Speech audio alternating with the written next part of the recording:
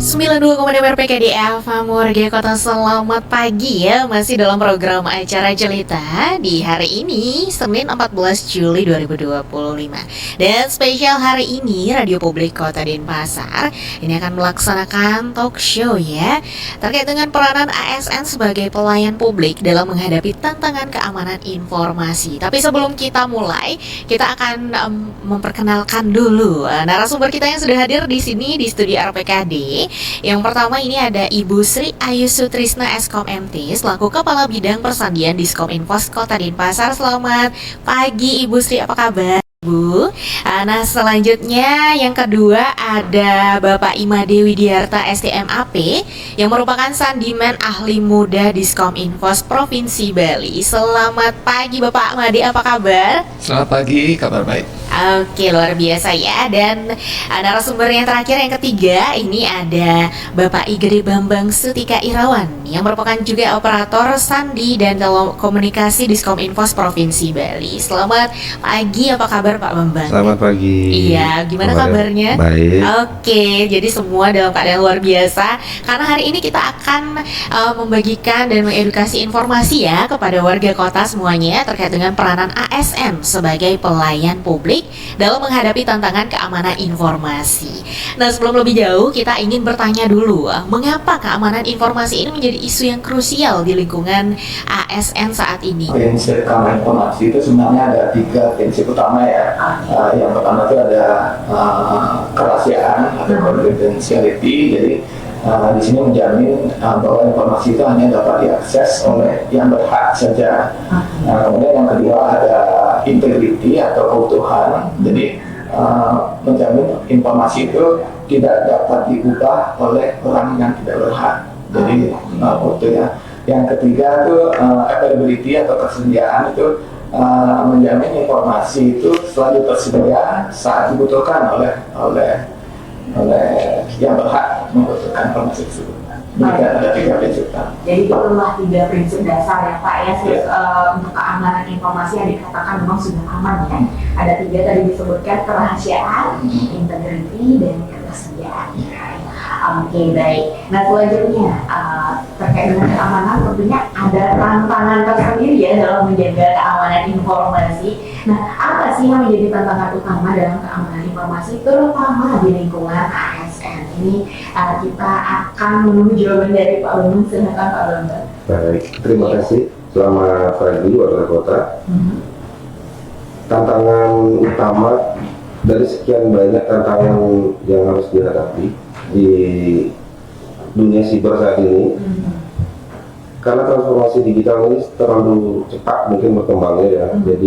Jadi harus diimbangi dengan faktor yang paling utama yang memegang peranan dalam tantangan ancaman siber ini, yaitu SDM atau manusianya. Semua teknologi sudah berkembang sangat cepat, infrastruktur walaupun ada beberapa yang masih belum merata di seluruh aspek, namun itu perlu dikelola dan perlu digawangi atau dilakukan, dijalani oleh SDM yang memiliki kesadaran keamanan informasi yang juga harus kuat.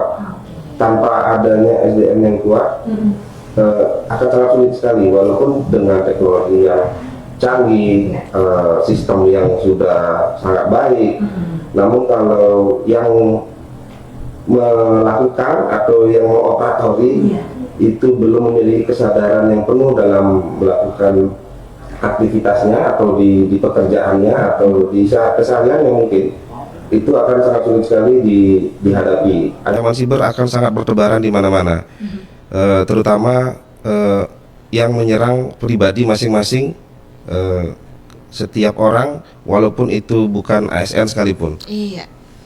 Demikian. Oke, jadi tantangannya selain tadi sistemnya adalah sumber daya manusia. Sumber daya manusianya ya. itu yang paling utama. Iya, yang bertugas mengoperatori seperti itu ya Pak ya, untuk sistem keamanan digital atau keamanan informasi ini sendiri. Jadi seperti itu ya warga kota. Dari keamanan informasi sendiri ini kenapa sih penting dan seperti apa sih tantangan utamanya? Nah lanjut ke pertanyaan selanjutnya, tapi sebelumnya kita himbau juga untuk warga kota mungkin yang mulai penasaran nih nih dengan bagaimana sih menghadapi tantangan keamanan informasi. Mungkin bisa langsung mengirimkan pertanyaan melalui WhatsApp kami di Radio Publik Kota Denpasar di nomor 081 338 338 926. Baik warga kota, selanjutnya kita ingin tahu nih, kemudian bagaimana instansi pemerintah ini dapat menyeimbangkan antara keamanan informasi dan kemudahan akses bagi penggunanya. Silakan Ibu Sri untuk menjawab pertanyaan kali ini. Baik, Adnyani. Tadi di awal sudah disampaikan bahwa pemerintah itu adalah fungsinya untuk mengamankan data, keberadaannya, kemudian ketersediaannya, dan keutuhannya. Kemudian tadi pertanyaannya ini di pemerintah bagaimana menyeimbangkan antara keamanan informasi dan kemudahan akses bagi pengguna. Kadang-kadang walaupun sistemnya sudah online, tetapi masyarakat masih saja ingin datang ke tempat layanan itu. Biasanya seperti itu ya. Berarti rasa nyamannya itu belum ada. Jangan-jangan nih saya belum bisa dilayani kalau online dan lain sebagainya gitu. Bagaimana kita menyeimbangkan antara layanan dan keamanan, karena ketika kita berbicara terkait dengan keamanan berarti rasa nyamannya itu berkurang ya. Karena kalau kita mempergunakan teknologi itu kita mengharapkan sesuatu yang nyaman, bisa mengakses layanan informasi dari rumah, dari sofa, dari mobil, dari tempat kerja dan lain sebagainya. Tetapi kadang-kadang hal itu merasa benar nggak kita bisa dilayani, jangan-jangan ini informasinya nggak benar nih dan lain sebagainya. Nah, ini perlu diseimbangkan antara manfaat dari layanan itu sendiri dengan bagaimana kita memberikan keyakinan kepada masyarakat terkait dengan layanan yang kita berikan. Itu yang pertama.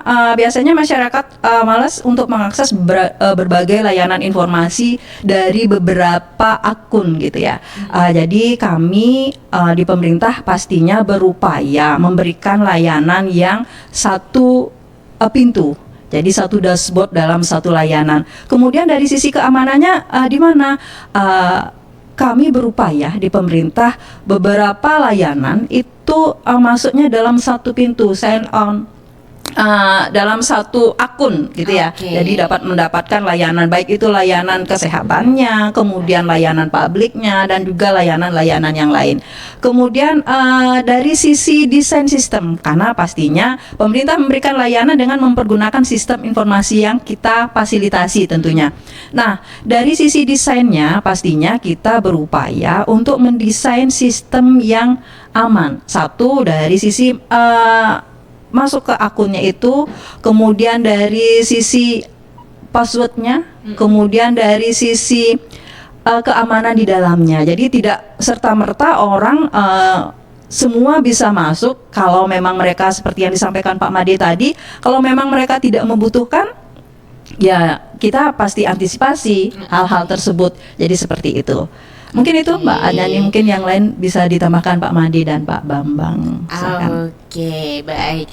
Jadi tadi sudah dijelaskan ya, kalau dari pemerintah sendiri untuk menyeimbangkan ini adalah membuat layanannya satu pintu ya Ibu ya, dan sistemnya dibuat seaman mungkin begitu. Nah, luar biasa sekali ya, memang pemerintah sudah mulai ya untuk menjaga keamanan informasi, utamanya dalam pelayanan publik. Nah, lalu bagaimana kemudian pengaruh transformasi ya? Jadi digitalisasi ini kan terus bergerak ya Pak ya, terus bertransformasi seperti itu, semua semakin canggih. Jadi terhadap meningkatnya risiko kebocoran juga berpengaruh ya Pak ya. Nah, seperti apa sih pengaruhnya terhadap peningkatan risiko kebocoran data terutama di sektor publik? Silakan Pak Made Widi. Baik, terima kasih. Dengan transformasi digital tentunya akan meningkatkan atau memperbanyak layanan yang disuguhkan pemerintahan terhadap masyarakat ya, seperti yang disampaikan Bu Kabid tadi. Ada sistem perizinan mungkin di single set on itu untuk memudahkan masyarakat mendapat layanan dari pemerintah. Jadi dari semakin banyak layanan yang terintegrasi itu tentunya akan memperluas istilahnya attack surface ya bagi attacker ya di sana. Jadi tanpa keamanan yang memadai, jadi akan meningkatkan risiko kebocoran data dari data-data masyarakat publik itu. Jadi harus dibarengi dengan keamanan yang memadai. Demikian. Oke, baik. Jadi ancamannya adalah resiko kebocoran dan penyalahgunaan data seperti itu ya, Iya. Pak ya. Dengan kemudahan semua semakin mudah, jadi semakin mudah juga orang-orang mendapatkan informasi seperti itu. Jadi penting untuk kita memperhatikan yang namanya keamanan informasi. Baik, terima kasih Pak Madewidi. Nah, selanjutnya ya, tadi kita sudah membahas terkait dengan keamanan informasi.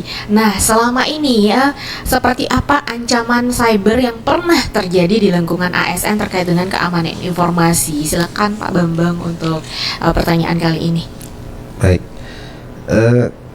untuk ancaman siber yang pernah terjadi, Iya. itu bisa dibagi dalam dua kelompok yang tapi saling terkait. Antara yang terjadi di di pemerintahan dengan yang terjadi di masyarakat. Oke. Namun keduanya masih saling terhubung. Karena apa? Pelayanan publik itu disediakan oleh pemerintah. Sementara yang menggunakan layanan publik itu dari masyarakat juga harus bekerja sama, ikut menjaga bagaimana keamanan informasi itu, terutama data masing-masing yang kita pegang itu seperti apa. Kalau yang pernah terjadi mungkin dari sisi pemerintahannya itu mungkin ransomware yang pernah terjadi di pusat data nasional. Oke. Terus phishing yang paling sering terjadi. Nah, ini yang saling terkait yang ini. Ada dua yang saling terkait. Phishing dan judi online. Oke. Itu sering terhubung antara yang terjadi di pemerintah dengan yang ada di masyarakat. Phishing itu sangat gampang sekali menyebar melalui email, melalui WA, terutama WA yang misalnya saya dapat WA phishing, terus saya tidak tahu itu phishing, saya akan tidak sengaja juga dalam tanda kutip menyebarkannya melalui grup keluarga mungkin atau grup kantor. Itu bisa saja terjadi. Dan itu sudah terjadi, banyak sekali terjadi. Terlepas dari motifnya apapun itu dari para attacker mengirimkan phishing itu, yang jelas itu sudah sering kali terjadi. Terus dalam bentuk email juga ada phishing itu. Kemudian judi online yang menyerang, misalnya saya pegawai terus keluarga saya juga ada yang kena. Jadi itu sangat gampang sekali menyebar. Dan yang parahnya adalah kita sering tidak menyadari itu terjadi. Karena kembali ke yang seperti yang tadi dijelaskan oleh Bu Kabir, oleh Pak Widi, itu kesadaran setiap SDM-nya yang sangat penting. Seperti yang tadi sudah dijelaskan, ancaman yang paling utama itu adalah, tantangannya adalah orangnya. Iya. Karena itu yang memegang peranan penting untuk apakah tersebar atau tidak, apakah aman atau tidak, Betul. apakah kita akan terkena serangan siber atau tidak. Itu benar-benar kunci paling utama sekali di orangnya. Demikian. Jadi penting menerapkan pemahaman ya, Iya, Pak Ibu ya. kesadaran setiap orangnya itu perlu ditingkatkan. Iya, jadi untuk ancaman yang sejauh ini terjadi lebih banyak ini phishing ya, Pak ya. Phishing ada, judi online ada, ransomware juga sering mengintai ibaratnya. Karena kan mereka bisa melihat bagaimana aktivitas kita, sementara kita tidak bisa melihat aktivitas mereka. Oke, jadi tidak dua arah ya, Pak. Iya, tidak dua arah masalahnya. Iya, betul sekali. Terima kasih Pak Bambang untuk jawabannya. Dan tadi sudah dijelaskan oleh Pak Bambang nih contoh kasusnya, ada ransomware, ada phishing, dan masih banyak lainnya ya Pak ya. Lalu seperti apa dampaknya ini yang terjadi akibat adanya ancaman cyber tersebut? Mungkin silakan Bu Sri. Tadi Pak Bambang juga sudah menyampaikan bahwa pelaku dari proses transaksi elektronik itu adalah baik dari sisi pemerintah yang memberikan layanan, kemudian bagi masyarakat yang mempergunakan layanan itu. Kemudian dampaknya apa? Sama, dampaknya dua. Jadi dari sisi pemerintah layanannya terganggu. Jadi tidak bisa memberikan layanan yang optimal kembali. Kenapa? Karena sudah terjadinya ancaman seperti yang disebutkan tadi Pak Bambang. Kemudian dari sisi masyarakat, dengan layanan yang tidak terganggu, pastinya ada hal-hal yang berdampak dari apa yang sudah diberikan dari pemerintah kepada masyarakat. Karena layanan yang diberikan itu adalah mengakses data dan informasi. Pastinya gangguan itu yang ada itu adalah gangguan datanya, kebocoran datanya. Jadi seperti itu. Nah, di sini dampak-dampak itu yang terjadi, kebocoran data, layanan terganggu. Jadi di sini peran antara penerima layanan dan pemberi layanan itu harus saling, ya istilahnya saling mendukung.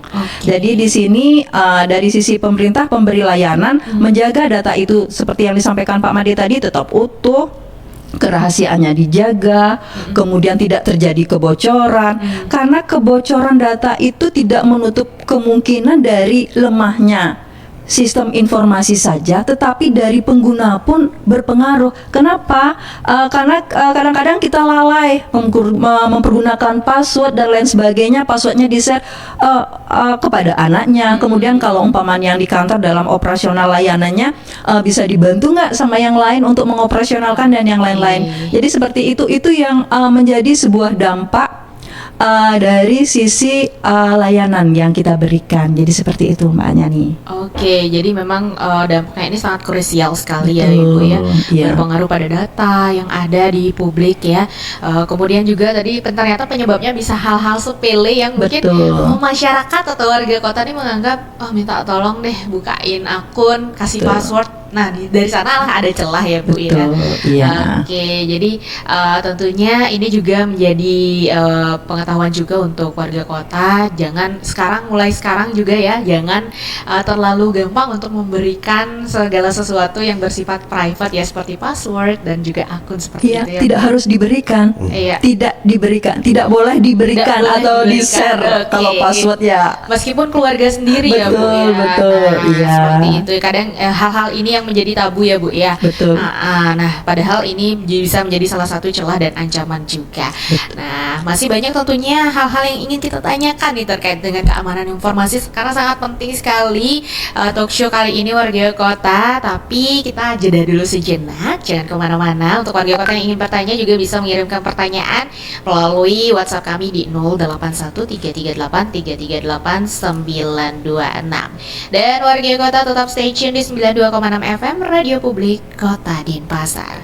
92,6 RPK di FM warga kota masih bersama dengan Kominfo dari Kota Denpasar dan juga Provinsi Bali membahas peranan ASN sebagai pelayan publik dalam menghadapi tantangan keamanan informasi. Tadi kita sudah berbincang banyak ya dengan narasumber kita, dengan Ibu Sri, Pak Made Widi dan Pak Bambang ya, terkait dengan apa sih sebenarnya yang menjadi isu krusial sehingga keamanan informasi ini menjadi sangat penting terutama di lingkungan ASN ya, seperti apa tantangannya dan dampaknya ya. Nah, selanjutnya kita lanjut lagi warga kota membahas keamanan informasi. Sejauh mana kesadaran ASN saat ini Pak Bambang terhadap pentingnya keamanan data dan informasi, di mana ASN ini sebagai pelayan publik seperti itu Pak Bambang, silakan. Baik, terima kasih. Untuk warga kota mungkin tidak bisa sepenuhnya melihat bagaimana ASN itu melakukan pelayanan publik. Tapi sebagai ASN dituntut tanggung jawab dan integritasnya untuk memberikan layanan publik baik langsung maupun tidak langsung,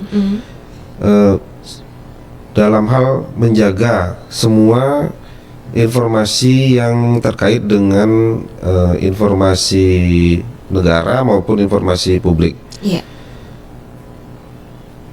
Untuk kesadarannya itu bagi ASN biasanya akan diberikan pelatihan atau semacam workshop atau seminar yang semuanya akan berujung pada peningkatan kesadaran keamanan informasi.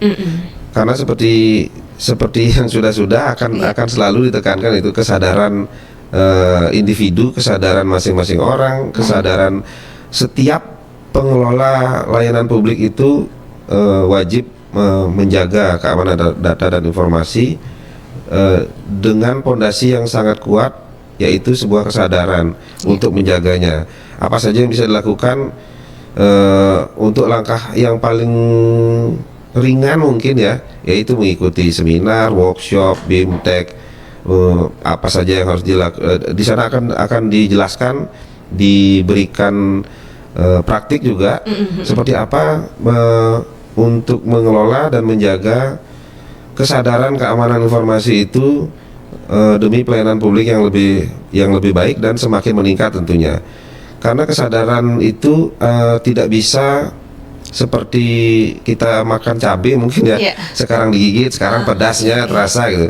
Karena kesadaran untuk menjaga semua informasi itu harus dibentuk sebagai sebuah habit, sebagai sebuah kebiasaan. Kalau bahasa formalnya mungkin itu dijadikan sebagai budaya kerja. Budaya melakukan semuanya dengan kesadaran bahwa ini harus dijaga dengan baik, informasi apapun itu, termasuk seperti yang tadi Bu Kabid sebutkan, bahkan itu kebocoran informasi itu terjadi justru paling sering dari hal-hal yang sepele, yang sering kita anggap remeh mungkin ya. Masa segini aja, masa sih bisa anak mungkin gitu. Kan bisa aja itu, karena dari segala aspek akan ada saja selalu celah. Sebagus apapun sebuah sistem, secanggih apapun teknologi yang kita gunakan, kebocoran itu akan selalu ada, karena celah selalu ada. Namanya juga maling kan, pasti bisa melihat oh itu ada celah walaupun cuman sedikit saja gitu, pasti bisa. Mereka akan berusaha mencari cara gitu, terutama yaitu dari SDM-nya, dari orangnya. Makanya kesadaran untuk menjaga keamanan informasi itu pasti yang paling penting. Oke, jadi kuncinya memang SDM-nya ini ya. Tetap. Kalau SDM-nya yang udah buka kunci sudah bisa terjadi. Iya, contoh yang paling sederhana kan, kebiasaan. Saya kembali ke tadi, kebiasaan menyimpan password di ujung pojok kanan monitor komputer. Maksudnya ngerti saya, maksudnya mungkin biar kalau lupa ini ada gitu. Tapi itu kan bisa digunakan oleh orang lain yang tidak berwenang, tidak bertanggung jawab, yang tidak semestinya lah intinya gitu. Betul. Itu contoh real aja itu. Ya, betul sekali. Memang dari SDM ini pentingnya kita meningkatkan kesadarannya tadi ya, Pak Bambang ya. Oke. Nah, tadi disebutkan bahwa salah satu cara meningkatkan kesadarannya adalah dengan mengikuti workshop atau sosialisasi. Artinya ini sudah berlangsung ya, Pak? Sudah berlangsung. Oke. Baik. Jadi tadi satu pesan yang cukup penting juga untuk masyarakat yang biasa menyimpan password begitu ya, apalagi PC kalau di kantor ini kan kita satu berbanyak. Iya, berbanyak makanya. Nah, kita tidak tahu celahnya di mana gitu ya. Jadi untuk menjaga keamanannya lebih baik jangan dulu ya warga kota. Nah, tadi sudah dijelaskan Pak Bambang untuk peningkatan kesadaran ASN-nya bisa melalui workshop ataupun sosialisasi terkait dengan keamanan data dan informasi. Nah, kita ingin bertanya, kalau kesadarannya menjadi penting bagi ASN, kenapa kesadaran keamanan informasinya menjadi penting bagi seorang ASN sebagai pelayan publik nih Pak Madewidi? Silakan.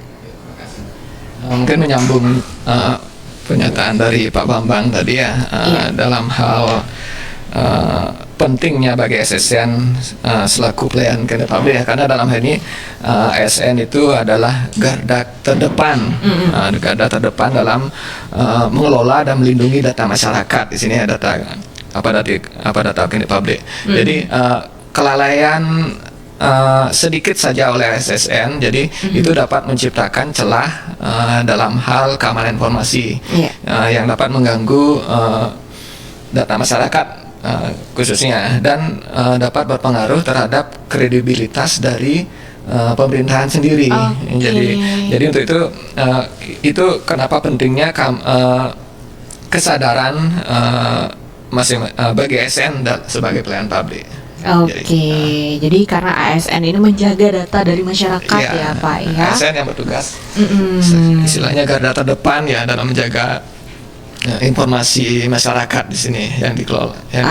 Oke, jadi kenapa akhirnya menjadi penting ya bagi seorang ASN selain tadi menjaga data yang krusial dari masyarakat juga bisa juga kalau ini terjadi sesuatu dan lain hal instansinya juga bisa menjadi kredibilitasnya diragukan seperti Iya, itu ya Pak Madewidi ya. Oke, lalu tadi juga sudah dijelaskan ya terkait dengan kesadaran seorang ASN dalam menjaga keamanan data dan informasi. Salah satunya adalah yang mempengaruhi habitnya ya, ketika sudah sadar tentu habit atau kebiasaan salah satunya budaya kerja ya Pak Bambang ya. Nah, lalu bagaimana budaya kerja, kebiasaan atau budaya kerja ASN ini dapat mempengaruhi keberhasilan dalam upaya perlindungan informasi di instansi pemerintahan? Silakan Pak Bambang. Baik, budaya kerja bagi ASN itu sangat perlu ditentukan, sangat penting untuk ditentukan seperti apa, mungkin kita sebutnya formatnya seperti apa, mekanismenya bagaimana, karena budaya kerja apalagi yang kita lakukan, yang ASN lakukan itu adalah melayani masyarakat. Melayani kebutuhan orang banyak, yang kebutuhannya bukan hanya satu atau dua jenis saja kan, ada banyak sekali kebutuhan masyarakat yang harus dilayani. Jadi modal paling mendasar itu adalah budaya kerja yang dibentuk demi pelayanan publik yang lebih sehat, lebih baik, bahkan semakin meningkat. Beberapa hal yang penting untuk dijadikan budaya kerja yang baik untuk pelayanan publik itu adalah integritas dan tanggung jawab. Oke. Kalau sudah dilakukan dengan tanggung jawab, terus melakukan pekerjaan atau pelayanan publiknya dengan integritas yang baik, tentu pelayanan publik akan dirasa nyaman dan aman bagi masyarakat. Seperti contoh tadi di awal Bu Kabit jelaskan kan, masih ada masyarakat yang bingung atau merasa mungkin ya kok kayaknya tidak nyaman ya pakai aplikasi ini, gimana sih caranya, bingung saya gimana cara makainya, seperti itu. Jadi kalau kita sudah memberikan integritas yang baik, dengan kenyamanan itu pasti akan saling terkait, berbanding lurus. Kemudian semua informasi yang ditampung oleh pemerintah melalui ASN yang bertugas itu tentunya harus dijaga dengan baik. Ya, supaya tidak bocor tentu, karena kan itu data masyarakat yang dipegang ya, atau yang dikelola lah ya. Jadi harus dijaga keamanannya, kerahasiaannya juga tentunya, walaupun itu terhadap keluarganya sendiri. Kemudian perilaku yang mau beradaptasi terutama terhadap teknologi sekarang, yang transformasi digital ini kencang sekali. Hari ini begini, besok atau seminggu kemudian sudah beda lagi teknologinya. Jadi itu juga harus dibiasakan untuk menerima, kita sambut saja itu semua teknologi. Harus dipelajari, kalau tidak mau ketinggalan harus dihadapi juga.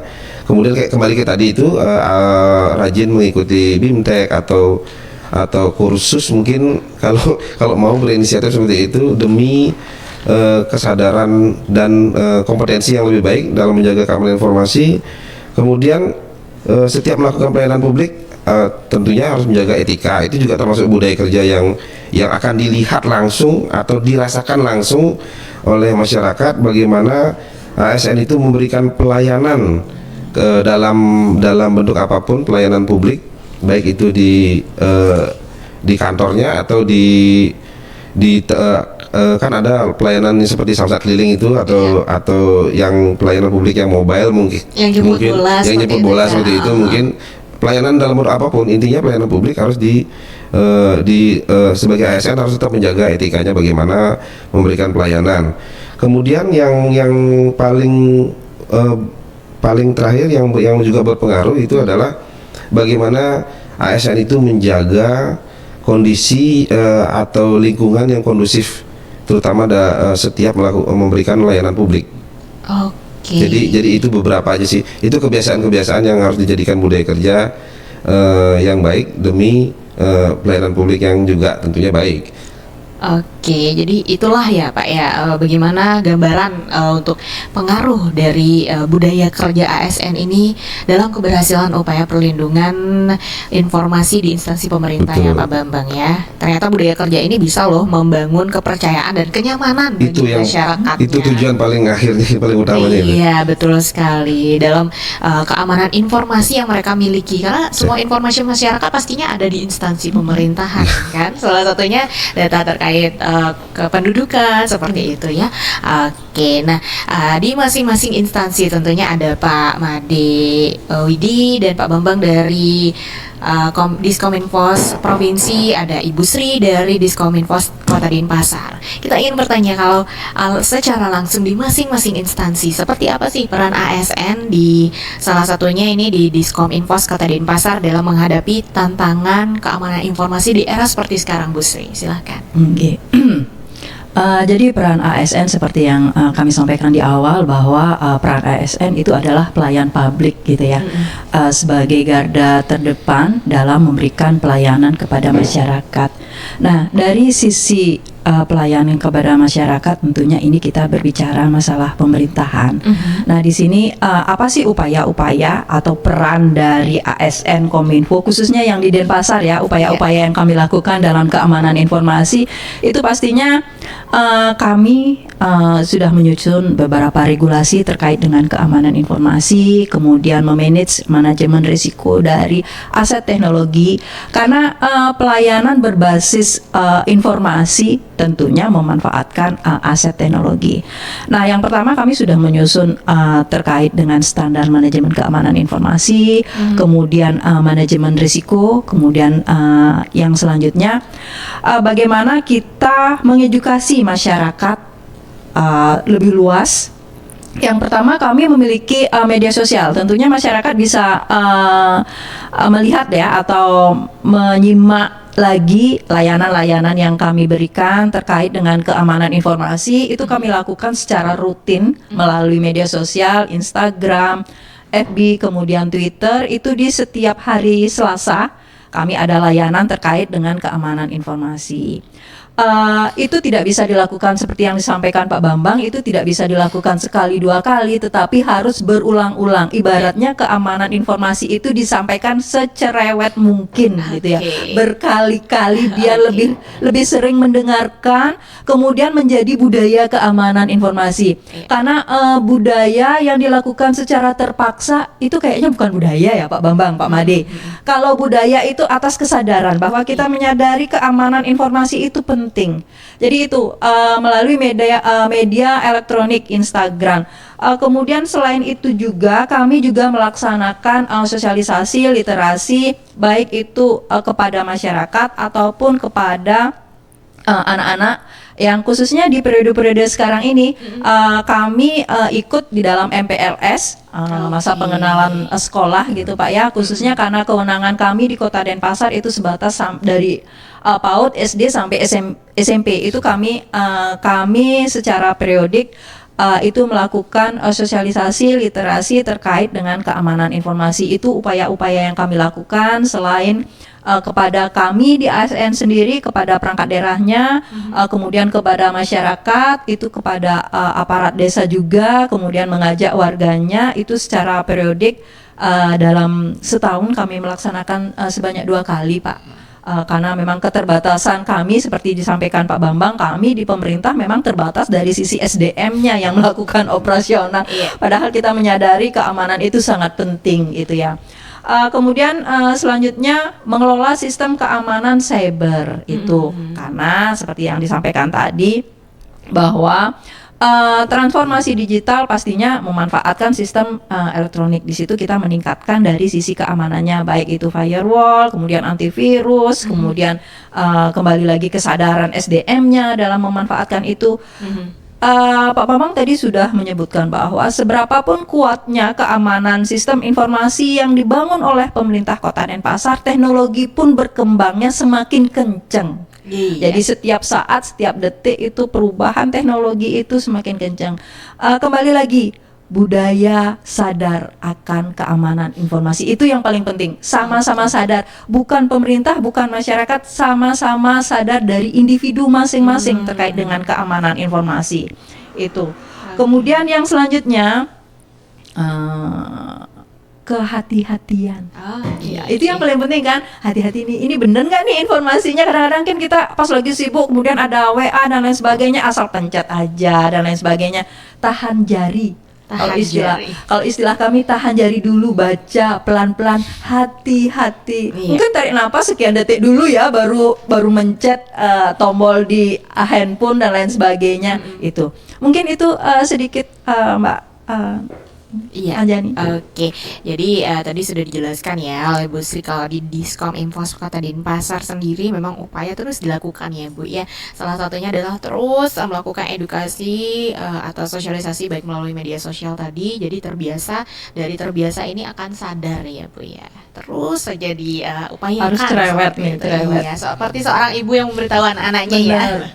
Oke, baik. Nah, itu tadi dari Diskominfos Kota Denpasar. Nah, kita akan ke Diskominfos Provinsi. Kita ingin bertanya pada Pak Madewidi.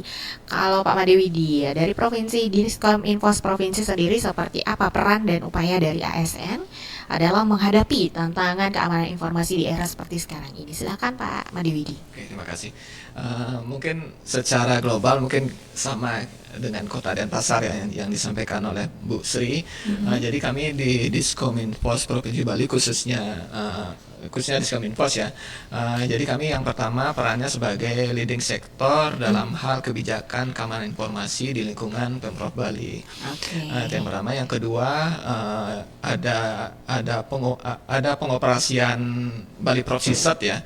Itu sebagai tim tanggap insiden siber. Jadi ini tim untuk respon cepat terhadap insiden siber. Kemudian yang ketiga, kita mendorong kolaborasi dengan kabupaten kota dalam hal tata kelola keamanan informasi, Bu Sing. Kemudian dilanjutkan dengan kita juga berkoordinasi dengan instansi pusat, dengan BSSN atau dengan Kementerian Komunikasi dan Digital dalam hal regulasi, dan kalau dengan BSSN khususnya di samping dalam hal regulasi, kita juga kerjasama dalam hal penanggulangan insiden siber. Jadi kemudian kita juga seperti di Kota Denpasar, kita juga secara rutin mengedukasi ASN ya terkait sadar terhadap keamanan digital. Jadi kami di provinsi punya program Lentera Siber. Kemudian di dalamnya itu ada Kabar Lentera. Kabar Lentera ini kita edukasi kepada ASN melalui email blast ya. Jadi secara periodik kita terus kirimkan email tentang keamanan siber ya. Bagaimana berperilaku di dunia siber, apa yang harus dihindari, apa yang harus dilakukan, dan seterusnya.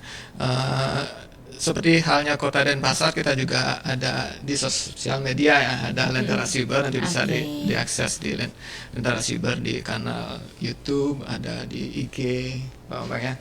Dan kemudian untuk yang terakhir dalam hal menumbuhkan minat dari generasi muda, jadi mulai besok nih Bu Sri, kita dan warga kota juga kita mengajak siswa-siswi SMK yang memiliki jurusan IT untuk kita punya acara namanya JST. Apa itu? Junior Sentinel Challenge. Jadi kita mengajak generasi muda untuk menumbuhkan minat mereka terhadap dunia cyber security. Luar biasa ya. Jadi itu semacam lomba, semacam kompetisi, nanti ada pemenangnya, nanti ada itu gini ya, untuk meningkatkan atau untuk menarik minat generasi muda. Jadi seperti itu. Oke, untuk kegiatan tersebut berarti dilaksanakannya besok ya Pak ya? Ya, Atau besok mulai selama pusat Selama 3 dimulai Selama 3 hari. Ya, Ya. oke, wah luar biasa ya. Jadi tidak hanya menggandeng ASN, tapi juga menggandeng anak-anak muda Iya, generasi benar. sekarang ya, untuk membangun keamanan informasi. Wah, luar biasa sekali ya peran dari Diskominfos, baik dari Kota Denpasar, kemudian juga Provinsi Bali ya, yang saat ini saling bersinergi untuk memberikan edukasi kepada masyarakat terkait dengan keamanan informasi. Nah, ngomong-ngomong warga kota soal keamanan informasi, ternyata sudah ada satu pertanyaan masuk melalui WhatsApp ya, Bapak Ibu. Saya izin bacakan dulu dari Rahayu di Kenyeri. Ini bertanya, apakah sudah ada sistem pengawasan atau sanksi apabila ASN lalai dalam menjaga keamanan data? Mungkin siapa dulu yang akan menjawab pertanyaan dari Rahayu di Kenyeri? Silakan. Oke, baik. Silakan Ibu Sri. Oke. Baik, kami coba tanggapi dulu ya, Iya. Mbak Nyani.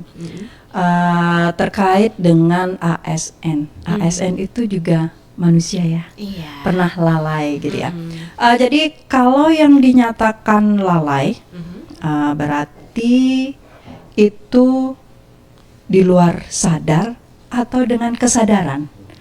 Kalau lalai di luar kesadaran, tidak sengaja, Mm. ternyata mencet tombol saking cepatnya, diburu-buru nih dan lain sebagainya, saking cepatnya terjadi kelalaian. Iya. Itu mungkin dan tanda petik, karena ASN, kita sebagai ASN itu ada regulasi yang mengatur terkait dengan ASN atau administrasi kepegawaian. Tetapi ketika kelalaian itu dimanfaatkan untuk keuntungan dirinya sendiri, jadi kebocoran datanya itu dimanfaatkan untuk keuntungan diri sendiri, itu juga ada aturan administrasi kepegawaiannya. Dan terkait dengan data dan informasi, pastinya kita mengacu ke Undang-Undang PDP, jadi perlindungan data pribadi. Jadi mengacu ke situ. Kalau terkait dengan seperti yang saya sebutkan di awal, sanksi administrasi pastinya ada sesuai dengan tusi dan tanggung jawab dari masing-masing ASN. Itu pastinya melalui pengawasan dari inspektorat ataupun yang paling bawah pastinya dari atasan langsung. Kemudian secara struktural naik lagi ke pimpinan, pimpinan OPD organisasinya, kemudian ke BKPSDM, kemudian proses sanksi sesuai dengan aturan kepegawaian. Mungkin kalau dari sisi kami seperti itu, mungkin dari Pak Madi dan Pak Bambang silahkan. Oke, mungkin dari Pak Madi atau Pak Bambang ada yang ingin ditambahkan terkait dengan pertanyaan Rahayu dari Kenyeri. Silakan, Pak Madi. Terima kasih. Benar seperti yang disampaikan Bu Sri. Jadi jika kelalaian itu, jika sesuatu itu disengaja tentu ada sanksi ya. Nah, di sini ada sanksi, sampaikan tadi ada sanksi administratif, tentunya ada bisa masuk ke ranah pidana ya. Itu semua sudah diatur dalam peraturan, khususnya yang beberapa waktu lalu, 2 tahun lalu ya, sudah terbit undang-undang tentang perlindungan data pribadi. Di sana sudah diatur dari undang-undang tersebut. Jadi kita ASN tuh semakin aware ya, jadi semakin menjaga data masyarakat itu, karena dari sisi sanksi itu di sana sudah diatur sanksi-sanksi bagaimana jika kita selaku pengendali data pribadi itu lalai dalam mengelolanya. Jadi seperti itu. Oke, baik. Ini memang sudah ada aturannya juga ya, Bu ya, nantinya. Nah, terakhir ini tidak terasa bincang-bincang kita sudah hampir 1 jam ini ya. Oke, terakhir kita ingin tahu nih, seperti apa sih harapan Bapak dan Ibu ini terkait dengan harapan dan pesan juga ya bagi ASN yang utamanya juga bergerak dalam bidang pelayanan data ini, agar lebih mampu menjaga keamanan informasi baik pada diri sendirinya terlebih dahulu dan lingkungan pemerintahan. Silakan kita mulai mungkin dari Pak Bambang dulu, Pak. Seperti apa harapan dan pesannya? Silakan. Baik, terima kasih. Untuk warga kota, yang paling pasti seperti yang dari tadi, seperti sejak awal pembicaraan seperti kita ngobrol, itu yang paling utama. Dan kalau mungkin ini pendapat pribadi ya, bagi saya mungkin yang perlu dijaga, yang perlu dilakukan atau harapan dari saya itu yang paling pasti adalah kesadaran keamanan informasi itu saja. Hanya itu saja, bagaimana setiap orang itu artinya semuanya, ASN, masyarakat, hubungan dengan pertemanannya, dengan keluarganya, orang-orangnya semuanya itu menjaga bagaimana mempunyai sebuah kebiasaan atau habit yang baik terkait keamanan informasi. Seperti apa saja yang harus dilakukan. Mungkin sekarang apalagi informasi sudah banyak sekali tersebar, entah di media sosial, entah melalui lingkungan. Itu kita tinggal ngobrol saja, atau kita browsing mungkin di media sosial seperti Instagram, TikTok, bahkan sampai yang kata Gen Z sekarang, Facebook itu adalah milik generasi tua katanya. Sampai di situ pun ada kok sebenarnya. Apa saja sih kebiasaan yang baik itu untuk menjaga keamanan informasi? Karena dari kebiasaan yang dibentuk sedikit demi sedikit, sebenarnya tadi saya sudah cukup menahan lidah. Kalau tadi Bu Kabid bilang menahan jari, kalau saya sebenarnya pengen menahan lidah dari tadi, cuman sudah dikeluarkan oleh Bu Kabid. Keamanan untuk membentuk sebuah kebiasaan itu kita harus cerewet memang. Apalagi itu adalah pemerintah kan perannya sebagai orang tuanya masyarakat. Betul. Sebagai orang tua lain, kita harus cerewet kasih tahu gini, lakukan ini, biasakan seperti ini dan lain sebagainya. Itu saya rasa itu kebiasaan itulah atau habit itulah yang akan bisa menjaga lingkungan siber kita semuanya bersama-sama. Tentunya tidak bisa hanya sebelah pihak, pemerintah saja itu sulit juga, atau masyarakat saja itu juga sulit juga. Ya seperti itu. Jadi kesadaran dari ASN dan juga masyarakatnya, Pak Bambang ya. Terima kasih Pak Bambang. Kita ingin dengar sekarang harapan dan pesan dari Pak Madewidi ini terkait dengan bagaimana sih agar ASN bisa lebih mampu menjaga keamanan informasi baik pada dirinya sendiri terlebih dahulu dan juga lingkungan pemerintah. Silakan Pak Madewidi. Terima kasih.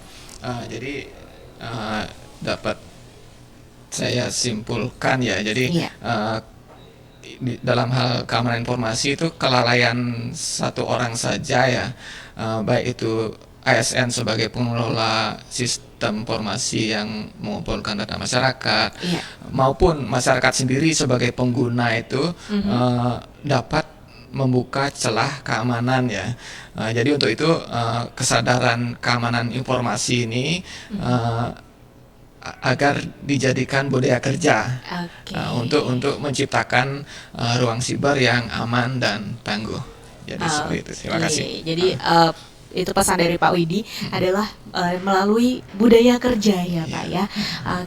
Terima kasih Bapak Madewidi. Kemudian terakhir nih yang paling cantik kita tunggu, bagaimana harapannya dan pesannya Bu Sri bagi ASN utamanya agar lebih mampu menjaga keamanan informasi baik pada dirinya sendiri terlebih dahulu dan lingkungan pemerintah. Silakan Bu Sri. Sekarang kita bicara dari ASN dan dari masyarakat yang menerima pelayanan. Yang terpenting adalah keamanan tidak boleh mengorbankan pelayanan. Itu pastinya dari ASN ya. Dan pelayanan pun tidak boleh mengabaikan keamanan.